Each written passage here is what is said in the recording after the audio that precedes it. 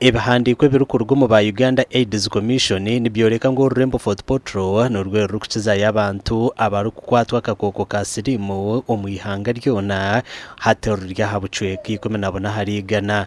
Ibihandiko nibyo bimwe nibyoreka ngo abantu abari kwingana umutwaro gumwe 2025 nibaturana n'akakoko aka kandi umwaka guhire gonka abantu 250 kakabakwata. Statistics z'eggwanga ezikwata ku bulwadde bwa mukennenya tukimanyi bulungi nnyo nti Foot Patrol bwe twogera ku HIV prevalence eri ku bitundu 14 ku buli 100.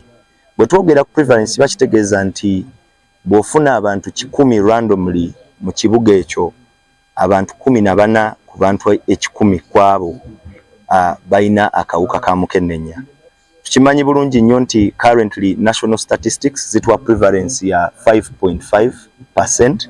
Kitegeeza nti bw'okwata abannayuganda 10 abannayuganda nga 6 kwabo 10 bobero samplings okwetoloola eggwanga be bayinza okuba nga balina akawuka. Kino kitegeeza ki nti kyekimu ku bibuga ekiri ku ntikko gye tuyinza okugamba mu bungi bw'abantu abalina akawuka. George Akora William, Executive Director wa Youth and Women Empowerment Foundation yawe ekitongole kitari kya government kiri kureberera emyete kutura n'akakoko ka sirimu nagira ngo abantu bingi okukira munonga emyeto ebyo kwitantara akakoko akabakabirugaho kare.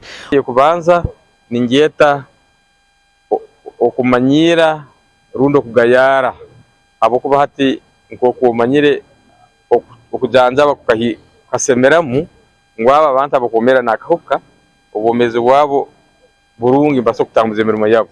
Ati ekintu kibuzabuza ensinganto batekereza akahuka kirikizibu it's not a threat. Ati okutina mutima wo mukoraki nikubahoamu hata okutina ko kurukwamu na amana go kwerinda tahamana kwerinda niba kigayarara mbatekereza ngo akahuka kabokatunga no sora kuongera no yemera kurungi. Ubutabalizeho na ensinganto ekikweta community dialogues. Ensinganto zikatugumiza zagamba cyo kubanza bone bagonza muno sex.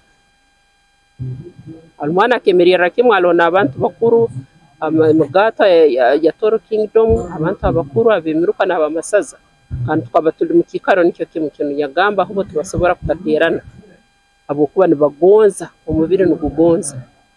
Ekyo bakakibaza benyini aba youth emo hansonga oguhona nagira ngo abantu binjo muri Foot Patrol amana bagateka omuboroji nukwe bakatandika kugira ngo babarogire bwa nyuma yo kurwara kandi kikozere cyango mu kujanjaza ndwara eji turuga mu culture y'abantu mbekiriza muno omukuroga kandi obumu ba mistaking arundi batekereza omuntu warwera akahuka basobora kuba bamurogere kandi ikintu kirora abantu abanyakwijja nkabwire buntu manyi bujanja bivuro baito so kugwaho umuntu akarwarira baito atakafaho go kujanja akahuka bakwa namanya bakamuroga.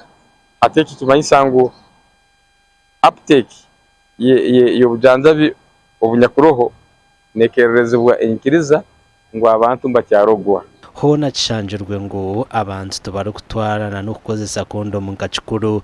Ebisube byo kutekereza ngo akapira ka condom kakwikiriza omuntu kutunga okumarwa uko kusemerira kandi abandi bayinentekereza ngo akapira ka condom na muno the youth kero kina abatuina hano kandi sima Toro Kingdom akwe balesere aba youth nibatekereza rundi abato ensinganto nibatekereza ngo akapira ka condom nikajja kwatiramo omuntu barakozesa nikajja kusigaramu nikajja kucwekaho abandi binanentekereza nibagamba kasobora genda mu byenda kasobora genda behaha kasobora no kukaningira mu bwongo abo kuba egentekereza bagina kandi abantu abandi binentekereza kugamba ngo akapira akalinda bankaha ngo nikasobora kuleta uburwayi bwa cancer.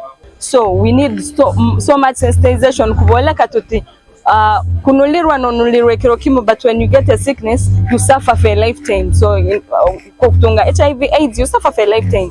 So these are things we need to sensitize on people. So ensinganto at least 50% nibakosa condom kandi kuyaba ine kintu kimwe nibatina bahura baine nsoni kwata kondomu nkaziteka mu nsange rugenda mu supermarket rundi aduka rundi pharmacy nkagura kondomu baitu tokutina kubole muirwaro katera kasoro nkuletere besen silimu yakulukubi okutanakamu so nicho nkuterere singantu leka toyihemu Orson yoru genda mu supermarket genda pharmacy ogule kondomu zawo okumara hwekizibeki Dr. Wilson Kazora orukora nka quality improvement manager at AHF Uganda Cares nagira ngo government eine kuta sente zirukumara omukushomesa abantu hankoresa ya kondomu otireho na ganda makuru agakwatirine n'akakuku ka sirimu okusomesebwa mu bantu okubanga bakola choices eziri informed by information ku choices ezikwatagana